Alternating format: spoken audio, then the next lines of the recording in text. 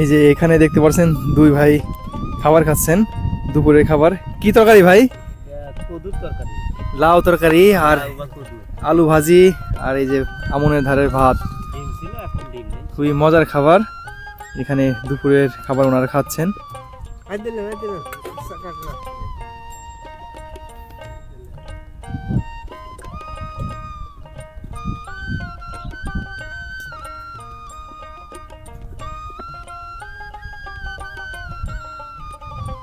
দুই বেলার জন্য নিয়ে আসছিলেন না? সন্ধ্যার সময় বাড়িতে যেয়ে আবার খাবেন।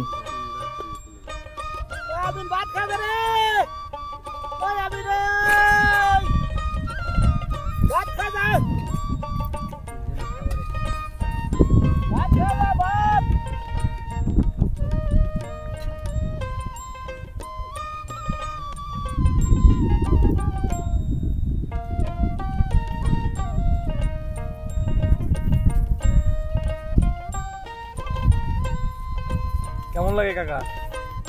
সুন্দর, মজা লাগতেছে। মজা লাগতেছে না? আপনারা তো সবসময় চকেই খান।